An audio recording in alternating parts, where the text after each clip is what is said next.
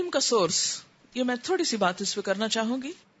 اس وقت اس مجلس میں جتنے بھی لوگ بیٹھے ہوئے ہیں وہ سب اہل علم ہیں، علم والے ہیں، ہے نا؟ کہ آپ میں سے کوئی اپنے آپ کو یہ کہتا ہے کہ میں تو کچھ بھی نہیں جانتا، ایسا کہہ سکتے؟ نہیں. آپ سب کا علم مختلف لیول کا ہے. کوئی کچھ ڈگری رکھتا ہے، کوئی کچھ رکھتا ہے، کوئی سائنس میں، کوئی آرٹس میں، کوئی ادب میں، کوئی شعر میں، کوئی ریلیجن میں. اور دنیا میں جتنے بھی یونیورسٹیز ہیں، ادارے ہیں، انسٹیٹیوٹس ہیں، وہ مختلف قسم کی ڈگریز آفر کرتے ہیں. علم کس لیے ہوتا ہے؟ علم کو کیا کہا گیا ہے؟ روشنی. انسان کے لیے اس دنیا کی زندگی میں آسانی پیدا کرتا ہے. کسی بھی چیز کو جاننے کا نام ہے. کیا انسان اپنے ماں کے پیٹ سے آنکھیں، کان، ناک، دل، دماغ کے علاوہ کوئی علم بھی لے کر پیدا ہوتا ہے؟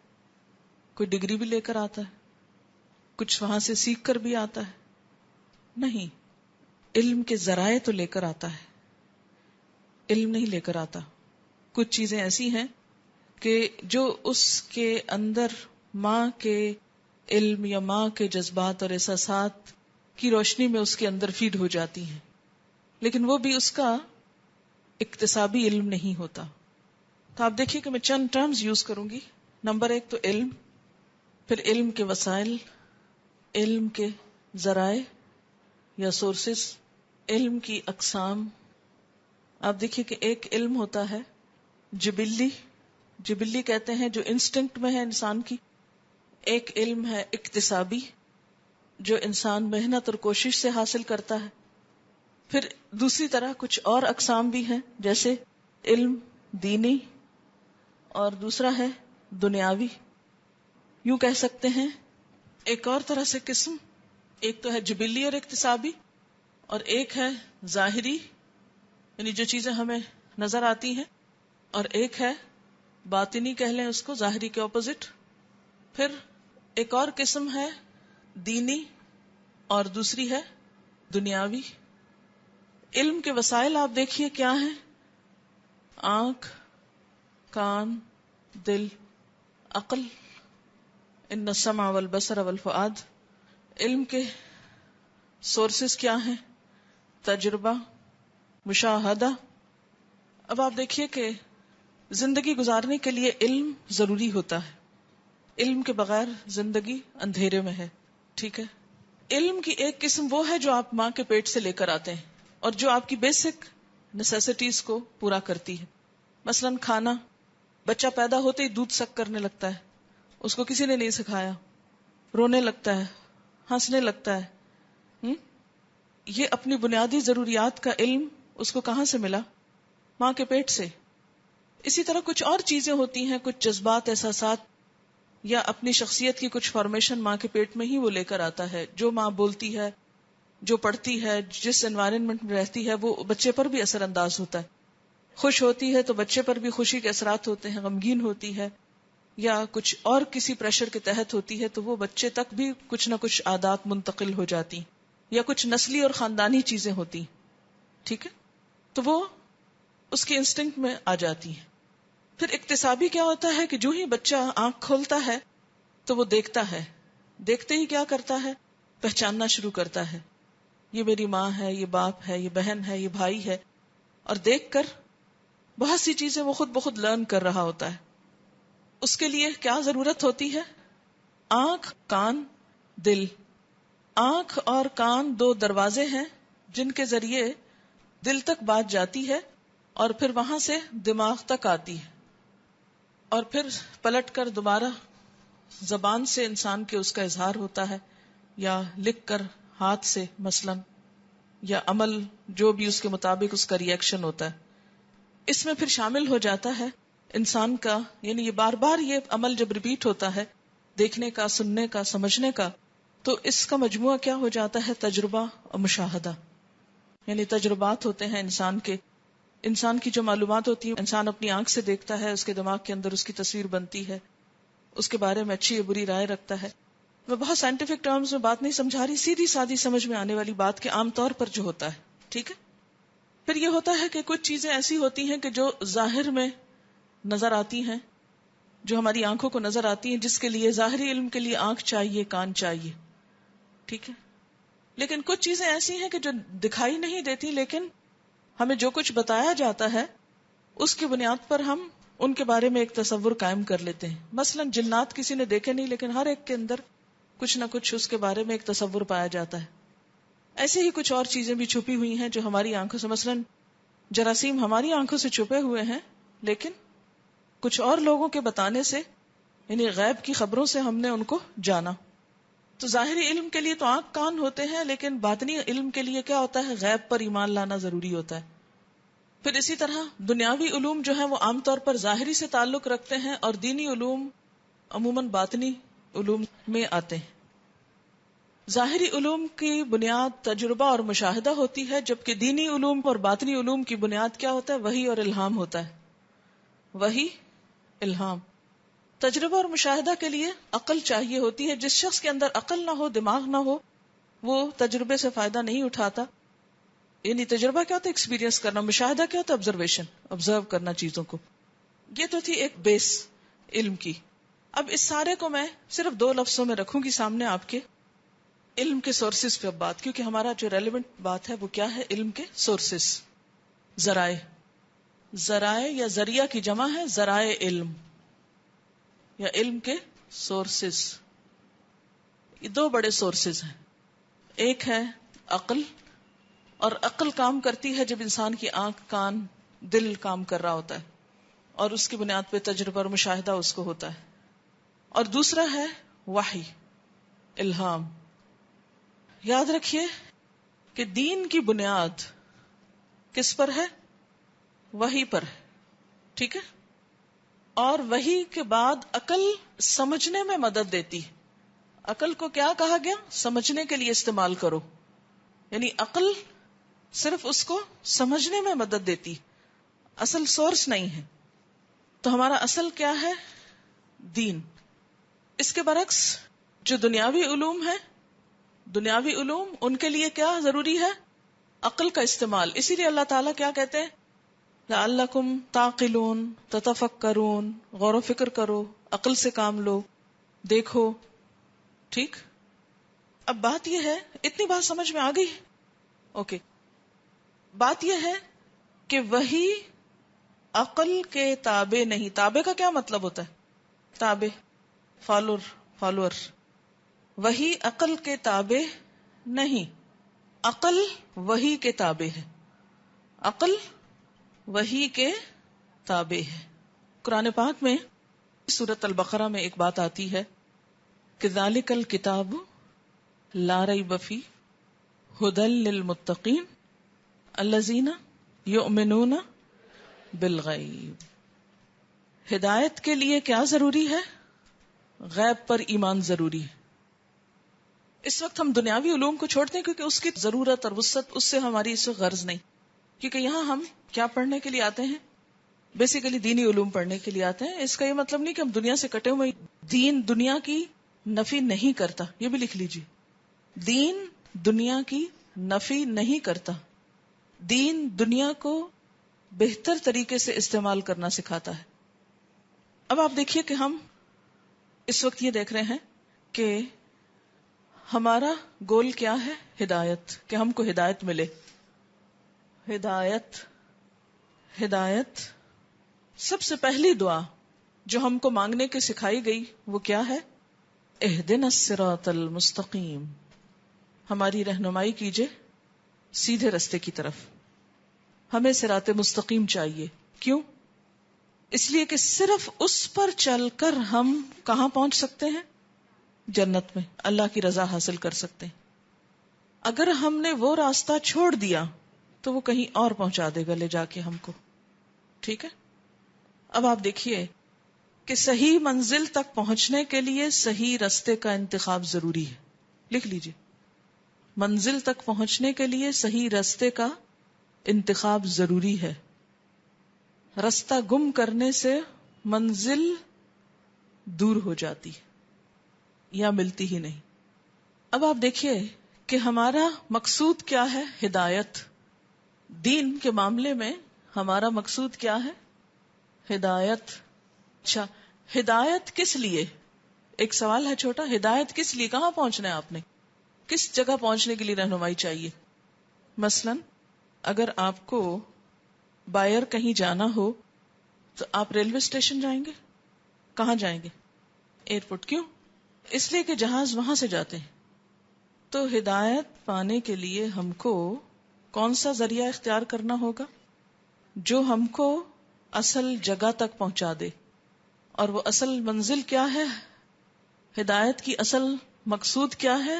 رضائے الہی. ٹھیک ہے، اللہ کی رضا. رضائے الہی تک پہنچنے کے لیے ذریعہ علم وحی الہی ہے. مقصود کیا ہے؟ ہمارا مقصد کیا ہے؟ اللہ تعالیٰ فرماتے ہیں نا کہ میں نے بے مقصد نہیں پیدا کیا. ٹھیک ہے، مقصد ہے ہدایت. اور یہ کیوں ہدایت؟ کیوں؟ تاکہ اللہ راضی ہو جائے. جس نے ہم کو بھیجا ہے ہم آئے اس کی طرف سے ہیں، جانا اس کی طرف ہے. ہم کہاں سے آئے ہیں؟ اللہ کی طرف سے. ہمیں جانا کہاں؟ ادھر ہی جانا ہے. تو ادھر جا کے منہ دکھانے کے قابل کب ہوں گے؟ جب وہ راضی ہوگا. تو مقصد تو اس کو راضی کرنا ہے نا. کسی کو راضی کرنے کا طریقہ کیا ہے؟ کہ وہ کیا جائے جو وہ چاہتا ہے. لکھ لیجئے سوال، کسی کو راضی کرنے کا طریقہ کیا ہے؟ کسی کو بھی اگر آپ خوش کرنا چاہیں تو اس کا طریقہ کیا ہوگا؟ سیدھا سادہ جواب ہے، وہ کرنا ہوگا جو وہ چاہتا ہے. اگر آپ اس کی مرضی کے خلاف کریں گے تو اس کو راضی نہیں کر پائیں گے، یا کر لیں گے. اور پھر اگر معاملہ اللہ جیسی ہستی سے ہو تو نہ اس کو دھوکہ دے سکتے، نہ اس سے کچھ چھپا سکتے، نہ غلط بیانی کر سکتے کہ ہم کہ نہیں ہم نے تو آپ کی مرضی کے خلاف نہیں کیا، مرضی کے مطابق ہی کیا. ٹھیک. ذریعہ کیا ہوتا ہے؟ ذریعہ کیا ہوتا ہے؟ Means, sources. تو صحیح منزل تک پہنچنے کے لیے صحیح مینز اختیار کرنا ضروری ہے. اچھا، اب ہم نے یہ طے کر لیا کہ ہماری کامیابی اس میں ہے کہ ہم اللہ کو راضی کریں. اس کے لیے کیا ضروری ہے؟ ہدایت. ہدایت کے لیے مینز کیا ہے؟ رہنمائی دو چیزیں کرتی ہے ہماری، ایک ہے عقل اور ایک ہے وحی. اگر ہم اللہ کو راضی کرنا چاہتے ہیں تو کیا ضروری ہے؟ کس کو فالو کرنا؟ وحی الہی کو فالو کرنا ضروری ہے. عقل کا پھر کیا کام ہے؟ کہ اس کو سمجھنے میں مدد دے گی. وہ ایک سپورٹ ہے، مینز نہیں ہے. مثلا اب دیکھیے کہ ایک راستہ ہوتا ہے نا، سڑک ہوتی سیدھی، اور ایک ہوتی ہے آپ کی گاڑی. گاڑی میں آپ بیٹھے ہیں اور رستے پر چل رہے ہیں. اگر آپ کے پاس گاڑی ہو اور رستہ نہ پتا ہو آپ کو تو آپ پہنچ سکتے ہیں وہاں تک. آپ جتنے چاہیں ذہین ہو، جیسی چاہیں عقل رکھتے ہو، گاڑی چاہے آپ کے پاس مرسیڈیز ہو یا رولز رائس ہو، کچھ بھی ہو، لیکن آپ کو اگر رستہ نہیں پتا تو آپ کیا کر رہے ہیں؟ بھٹک رہے ہیں. عقل آپ کی کتنی بھی بڑی ہو، چاہے بھینس سے بھی بڑی ہو، کیونکہ عام طور پہ کہا جاتا ہے نا کہ بھینس بڑی کہ عقل بڑی، تو سب کیا کہتے ہیں؟ جی ہاں، آپ کے نزدیک بھینس ہی بڑی ہے، ٹھیک ہے، عقل بڑی ہے، ٹھیک ہے نا. عقل خواہ کتنی بھی بڑی کیوں نہ ہو، لیکن وہ کیا ہے؟ اس کی مثال ایک گاڑی کی ہے. عقل کو استعمال کرنے سے اسلام نے منع نہیں کیا، عقل کو کنڈیم نہیں کیا گیا، عقل کی نفی نہیں کی گئی، لیکن وحی الہی کے بغیر عقل کا استعمال، وحی الہی کیا ہے؟ وہ سڑک ہے، وہ راستہ ہے، مینز ہے. اس کے بغیر خالی عقل کا استعمال منزل تک پہنچنے میں مدد نہیں دیتا. کوئی بھی شخص محض تجربے اور مشاہدے کی بنا پر اللہ کی رضا معلوم نہیں کر سکتا، چاہے ساری زندگی لگا لے. اس کے لیے کیا ضروری ہے؟ شارٹ کٹ کہہ لیجئے، وحی الہی. وحی الہی کے لیے اللہ تعالیٰ نے کس کو منتخب کیا؟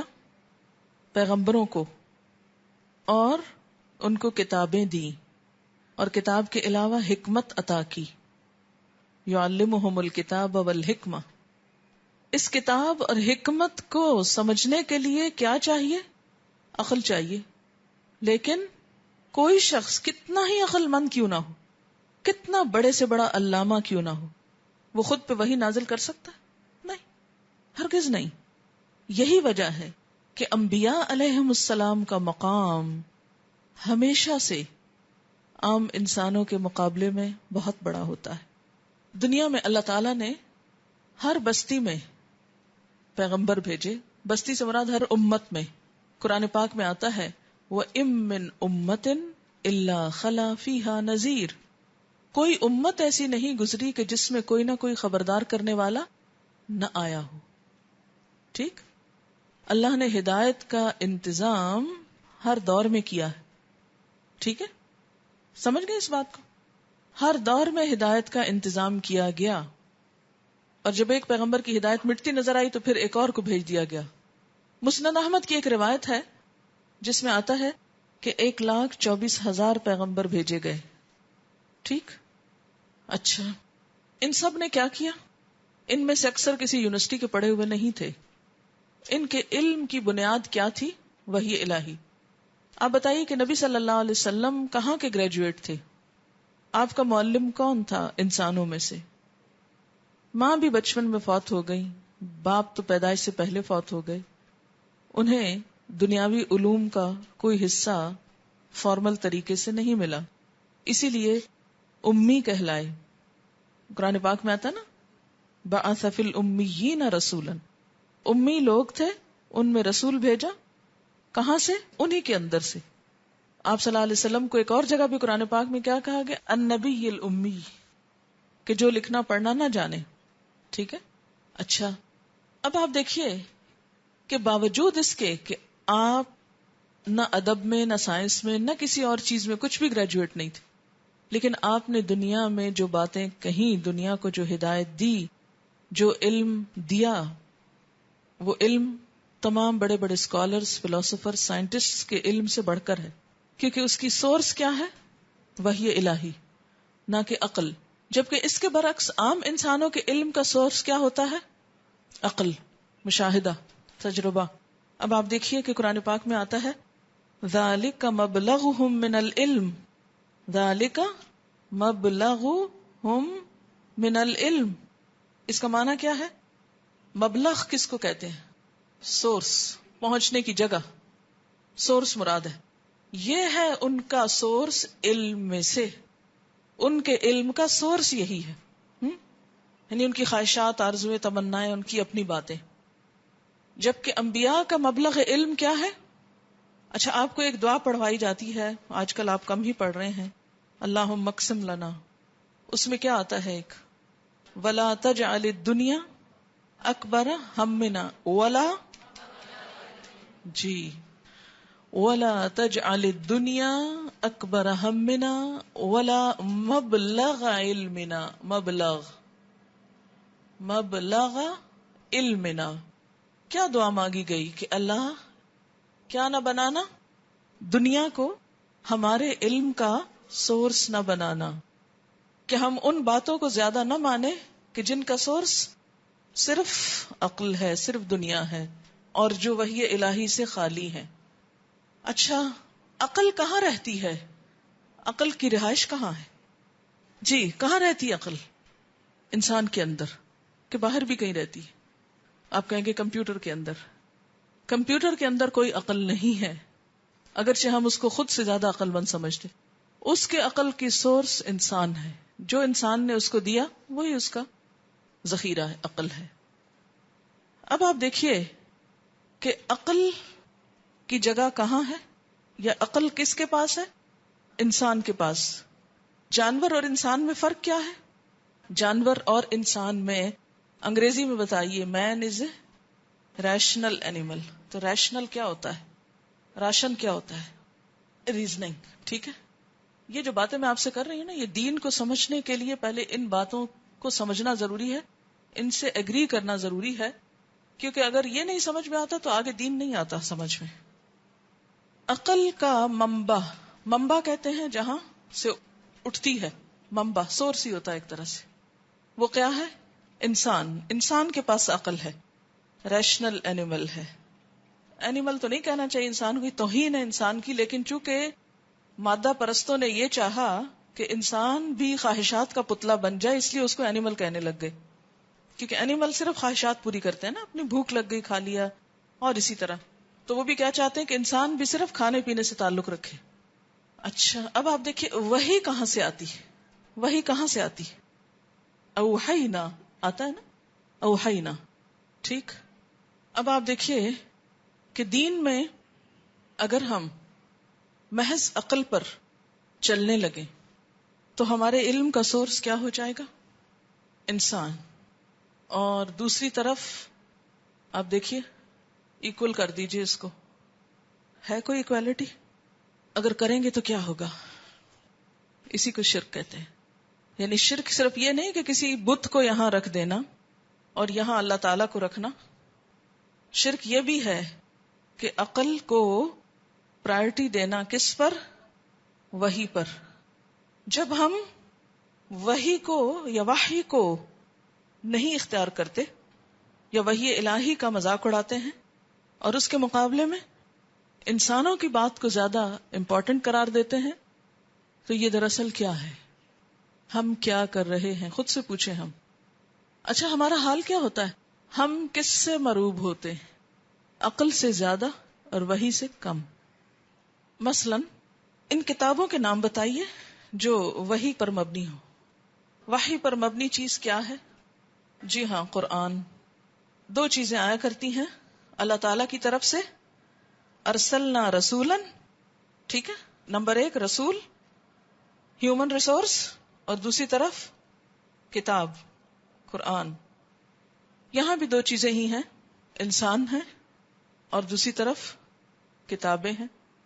عقل نے بھی کیا پروڈیوس کیا؟ عقل نے پروڈیوس انسان کو تو نہیں کیا، لیکن عقل انسان استعمال کرتا نا، یہاں بھی انسان ہے.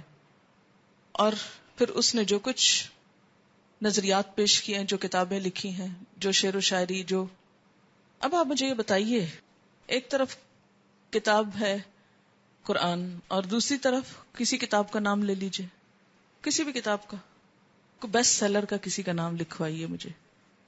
سٹینک ورسز، یہ بیسٹ سیلر سٹینک ورسز، اچھا اس کا نام نہیں میرا دل چاہتا لکھنے کو، کوئی اور بتائیے.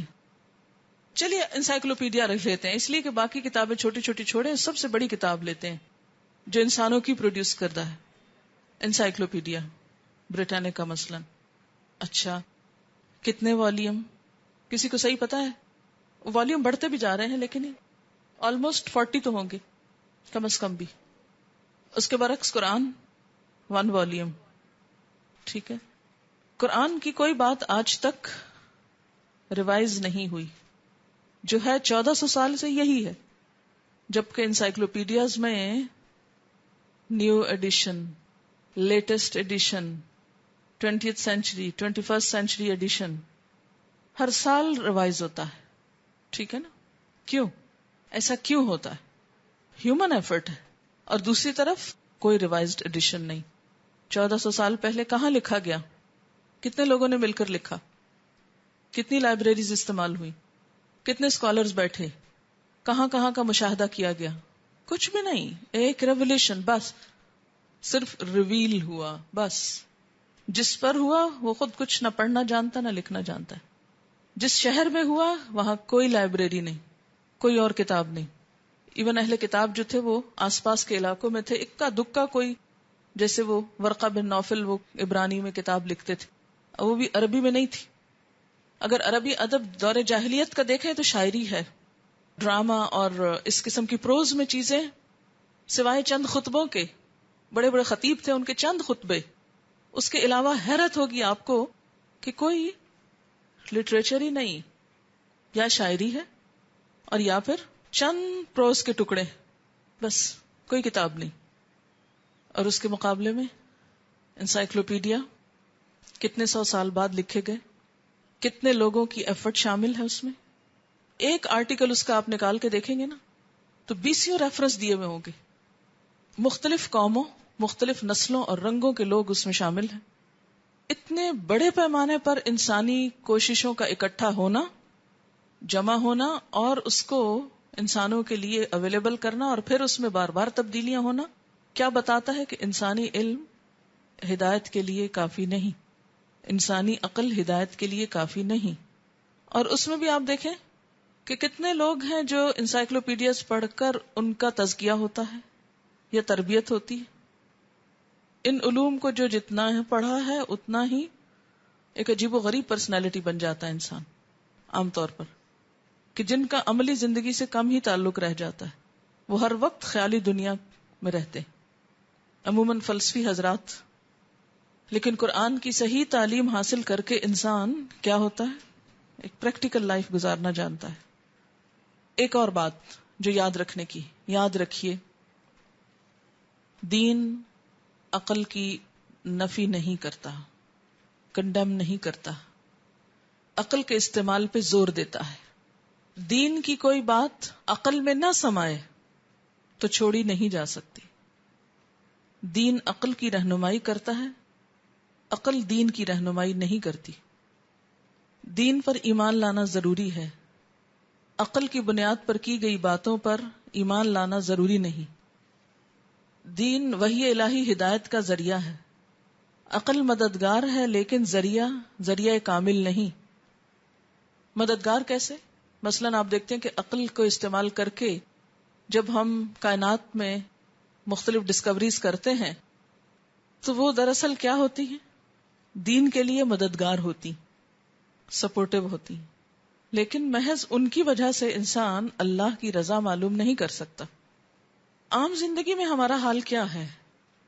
ہم انسانوں کی کتابوں سے مروب ہوتے ہیں، ان کو زیادہ بڑا جانتے ہیں، ان کی کوششوں سے.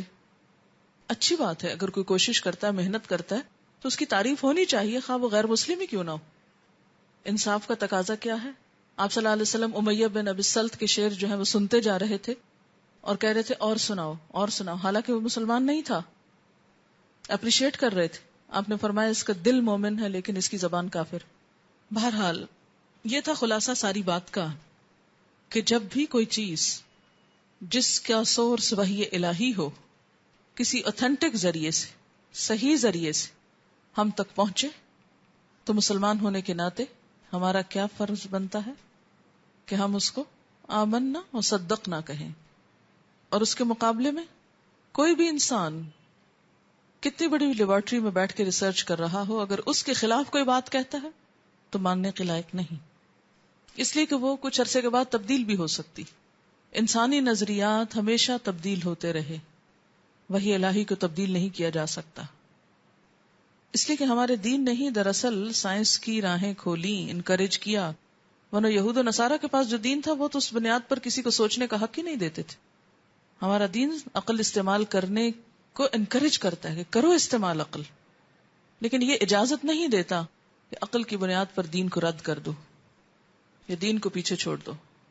اسی لیے فرمایا الذین یؤمنون بالغیب، ہدایت ان کو ملے گی جو غیب کو مانیں گے. غیب کو ماننا کیوں ضروری ہے یہ بتائیے مجھے. غیب پر ایمان کیوں ضروری ہے؟ کچھ چیزیں انسان کے حواس میں آ ہی نہیں سکتی، اس لیے کہ حواس چھوٹے ہیں. انسان کی عقل اور اس کے ذرائع سب محدود ہیں، لمیٹڈ ہیں، وہ پوری طرح حقیقت کو پا ہی نہیں سکتے. آپ دیکھیے کچھ دور تک ہماری نگاہ دیکھ سکتی، اس کے بعد دیکھ ہی نہیں سکتی. مثلا دن کی روشنی میں ہم کو ستارے نظر نہیں آتے، حالانکہ وہ ہیں. پہلے زمانے میں لوگ کیا سمجھتے تھے کہ رات کو وہ چلے جاتے ہیں کہیں، حالانکہ وہ چلے نہیں جاتے، وہ وہیں ہوتے ہیں، ہم کو نظر نہیں آتے کیونکہ روشنی زیادہ ہو گئی. اسی طرح کچھ دور کی آواز ہم نہیں سن سکتے، ہمارے مقابلے میں کچھ جانور زیادہ بہتر سنتے ہیں. ایک حد سے زیادہ ہم سوچ نہیں سکتے، وہاں جا کر عقل جواب دے جاتی. ایون یہ کہ جو ہم سنتے ہیں یا دیکھتے ہیں تو اس کو بھی ایک خاص انداز سے دیکھتے ہیں یا سنتے ہیں. مثلا اتنی دور بیٹھ کر اگر میں کوئی چیز اٹھاؤں اور آپ کے سامنے رکھوں تو آپ میں سے مختلف لوگ اس کے بارے میں مختلف رائے دیں گے. کوئی اس کو کتاب کہے گا، کوئی ڈائری کہے گا. ایسا کیوں ہوتا ہے؟ کیونکہ انسان اپنے ماحول کی پیداوار ہوتا ہے اور اپنے ماحول سے، اپنی بیک گراؤنڈ سے بسا اوقات جان نہیں چھڑا سکتا، اس خاص پرسپیکٹو میں دیکھتا ہے. مثلا آپ دیکھیے کہ اس وقت آپ بیٹھے ہیں، چیزیں آپ کو اور طرح نظر آ رہی ہیں. اگر آپ کھڑے ہو جائیں تو سین بدل جائے گا نا، اور اگر آپ اس طرف کو منہ کر لیں اپنی جدھر آپ کی بیک ہے تو پھر کیا ہوگا؟ سین بالکل مختلف ہو جائے گا. ہماری محدودیت اتنی ہے کہ ہم پیچھے کی چیز کو تو دیکھ ہی نہیں سکتے اور سامنے کی بھی ایک حد سے آگے نہیں دیکھ سکتے. آپ کہیں گے نہیں کیا مشکل ہے، بڑی بڑی دوربینیں ایجاد ہو چکی ہیں، مائکروسکوپ موجود ہیں. کیا مائکروسکوپ ہر چیز دیکھ سکتے ہیں؟ دیکھنے کے قابل ہیں؟ نہیں، کیونکہ ابھی تک خود سائنسدان اعتراف کرتے ہیں کہ بہت ساری چیزیں فضا میں ایسی ہیں کہ جن کو ہم سمجھ نہیں پائے کہ وہ دراصل کیا ہے. مثلا بلیک ہولز کے بارے میں طرح طرح کے نظریات ہیں، لیکن اس کی حقیقت کچھ معلوم نہیں. عموماً ہم چیز کو ایز اٹ از نہیں دیکھ پاتے، اس کو دیکھنے میں ہماری اپنی ذات اور بہت سی چیزیں شامل ہو جاتی. بہت سی چیزیں جن کو ہم یہ سمجھتے ہیں کہ اس کی حقیقت یہ ہے، لیکن حقیقت میں وہ نہیں ہوتی، کچھ اور ہوتا ہے، اس کی اصلیت کچھ اور ہوتی ہے. انسان بہت سی کمزوریوں کے ساتھ ہے. خلق الانسان ضعیفا، انسان کمزور پیدا کیا گیا ہے. خلق الانسان من عجل، جلد بازی ہے اس کے اندر. ضعیف صرف اس معنی میں نہیں کہ وہ دیکھتا ایک محدود جگہ تک ہے یا اس سے آگے. ضعیف اس معنی میں ہے کہ وہ خود کو اپنے جذبات، احساسات، نفرت، محبت، غم، غصے، تعصب اس سے بسا اوقات الگ نہیں کر سکتا. یہ چیزیں اس کے ساتھ رہتی، یعنی اس کے فیصلوں میں اور وحی الہی کی طرف سے آنے والے علم میں پھر فرق رہتا ہے. یہ آخری بات میری سمجھ میں آئی آپ کو؟ کیا کہا ہے میں نے؟ یعنی جہاں انسان کی عقل کام نہیں کرتی پھر کس پہ آ جاتا ہے؟ قیاس پہ آ جاتا ہے، اندازوں پہ آ جاتا ہے. اور اندازے سے کوئی بات بھی بالکل 100% حقیقت نہیں ہو سکتی.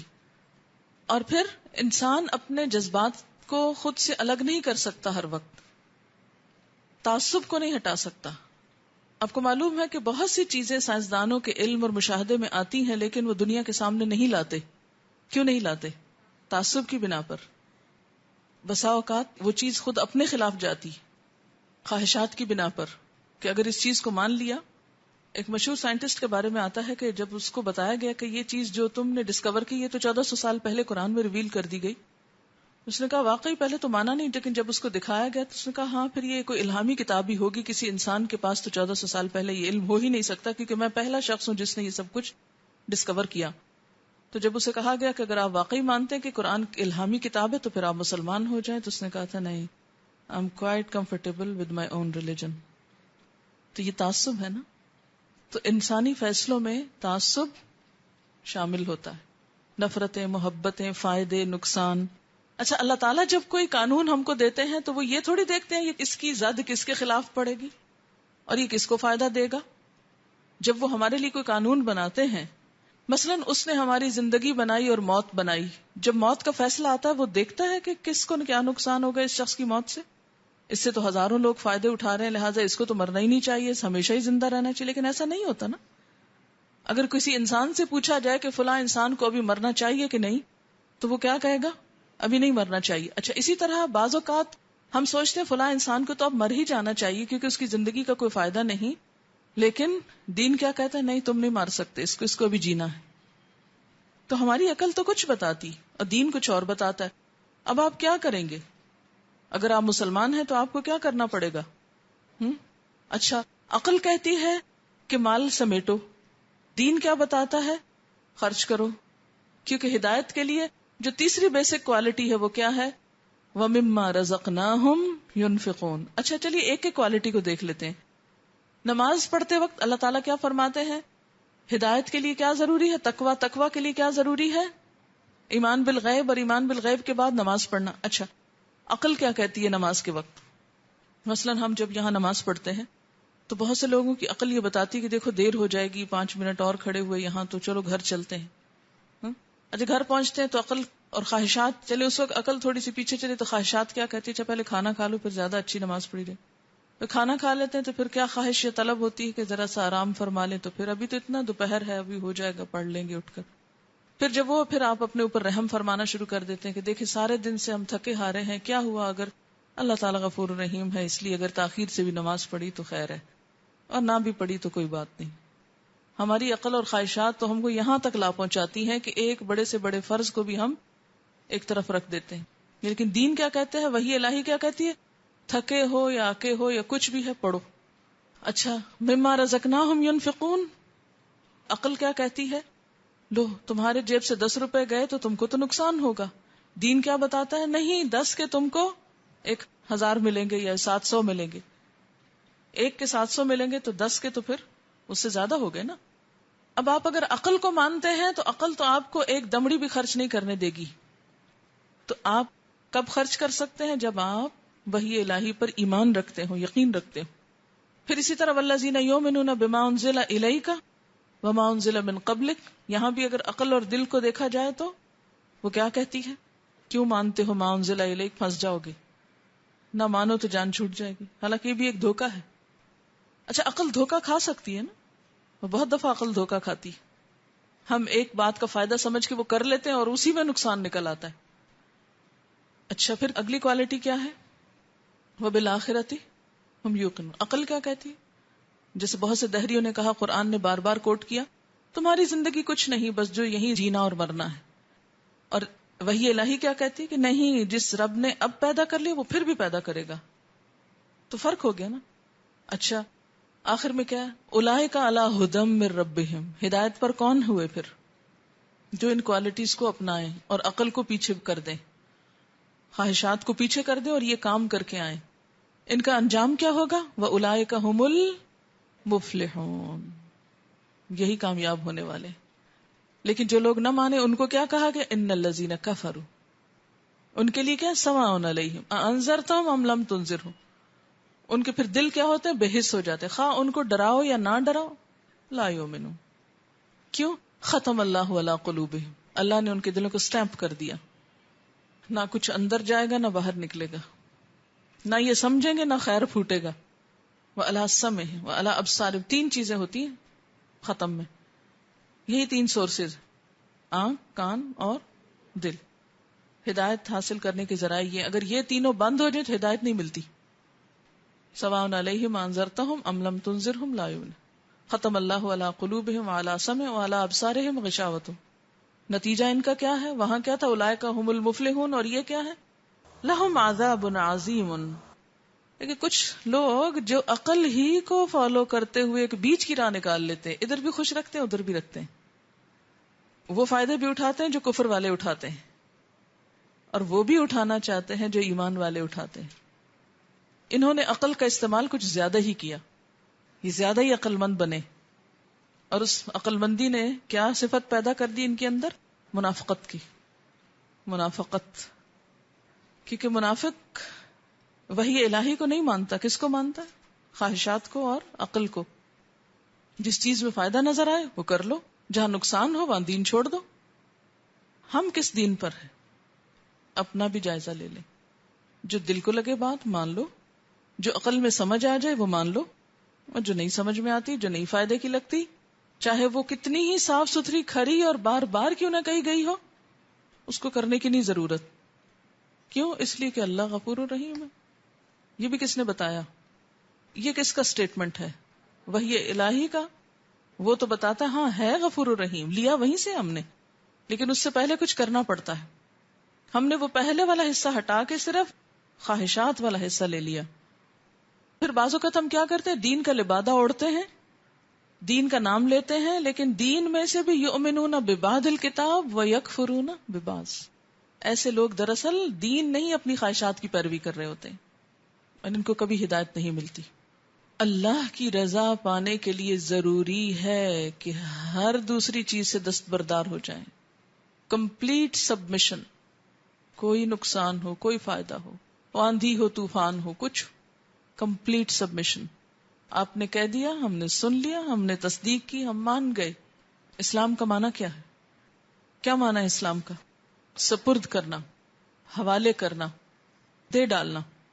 ان اللہ اشتری من المؤمنین انفسهم واموالهم بان لهم الجنہ. اللہ نے مومنوں سے ان کی مال اور جانیں خرید لی کیونکہ ان کے لیے جنت ہے. جنت تک پہنچنے کا راستہ، سورس کیا ہے؟ سونا.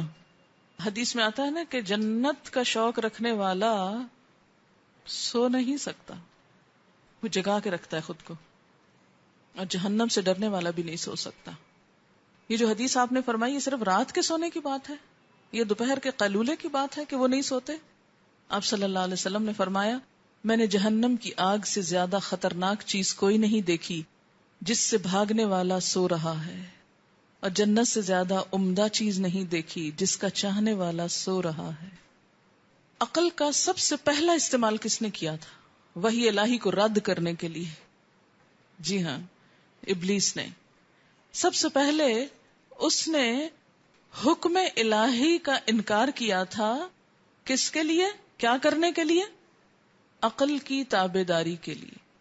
اس نے ریزننگ کی تھی وحی الہی کو جھٹلانے کے لیے۔ کیا کہا تھا اس نے؟ جب اللہ تعالیٰ نے اسے کہا کہ آدم کو سجدہ کرو تو اس نے کہا انا خیر منہ، اور اس کی ریزن کیا دی؟ خلقتنی من نار وخلقتہ من طین، یہ ہے وجہ، اور اس میں کوئی جھوٹ نہیں تھا، واقعی وہ آگ سے بنا تھا اور آدم مٹی سے تھے، لیکن اس نے اللہ کے حکم کو چھوڑ کر اپنی عقل کو عمل کی بنیاد بنایا، نتیجتاً کہاں جا پہنچا؟ اللہ کے ناپسندیدہ لوگوں میں۔ اس ساری گفتگو سے مراد یہ نہیں کہ عقل کوئی بیکار چیز ہے یا ناپسندیدہ ہے یا استعمال نہ کریں۔ جب عقل اور وحی میں کنٹراڈکشن ہو تو عقل کو سرنڈر کر دے، سبمٹ کر دے، اور وحی الہی کو قبول کر لیں، بس۔ کل میں یہ چارٹ جو ہے یہ میں اپنے بیٹے کو سمجھا رہی تھی کہ اللہ نے کچھ لوگوں کو چن لیا، یہ چنے ہوئے لوگوں کا نقشہ ہے کہ یہ آدم ہیں، یہ ادریس ہیں، یہ نوح ہیں، پھر ان کی اور اولادیں بھی لکھی ہوئی نا۔ مثلاً آپ دیکھیے کہ نوح علیہ السلام کے 3 بیٹے ہیں، یافس، سام اور حام، کسی ایک کو بھی نبوت نہیں ملی، پھر ان کی اولاد میں آگے جا کر نبوت ملتی ہے۔ پھر میں دیکھ رہی تھی کہ ابراہیم علیہ السلام کے 5 بیٹے تھے، 2 کو نبوت ملی، اسماعیل اور اسحاق۔ پھر اس کے بعد اسماعیل علیہ السلام کی اولاد میں آگے جا کے حضور صلی اللہ علیہ وسلم آتے ہیں، لیکن ڈائریکٹ ان کی اولاد میں سے براہ راست نبوت نہیں، جبکہ اسحاق علیہ السلام کے بیٹے اور پھر یعقوب اور یعقوب کے بیٹے یوسف علیہ السلام 12 بھائی تھے، جن میں سے کس کو نبوت ملی؟ یوسف علیہ السلام کو۔ تو یہ ریڈ مارک کیے ہوئے ہیں، تو میں نے اسے کہا کہ یہ سب پڑھو اور یہ دیکھو کہ جن کے اوپر ریڈ مارک ہے یہ سب پیغمبر تھے، ان کو اللہ نے چن لیا تھا۔ سوال یہ پیدا ہوتا ہے نا کہ باپ تو ایک ہے، اس کو چن لیا، ان کو نہیں چنا، جسے چاہے چن لے، اس سے کوئی جھگڑ نہیں سکتا۔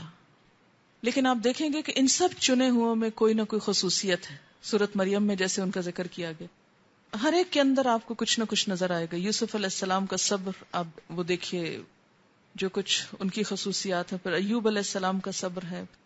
عقل کو پازیٹیولی استعمال کیا جائے تو بہت پسندیدہ ہے، ریکمینڈڈ ہے، اور اس کے لیے حضرت ابراہیم علیہ السلام کی مثال ہے کہ ریشنل تھنکنگ میں سب سے پہلے تاریخ میں ان کا نام ملتا ہے، اور وہ اللہ کی پسندیدہ ترین ہستی تھے، جبکہ شیطان نے بھی عقل کا استعمال کیا تھا۔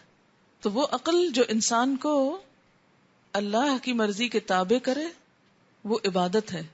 ایک روایت میں آتا نا، تفکر ساعۃ خیر من عبادتی 60 عام، ایک لمحے کا تفکر، عقل کا استعمال 60 سال کی عبادت سے بہتر ہے، کہ وہ لمحہ جس میں غور کر کے انسان اللہ کو پا لیتا ہے، بسا اوقات بہت سے نفل پڑھ کے بھی اور نہیں پا پاتا، کیونکہ اس کے اندر وہ خشوع نہیں۔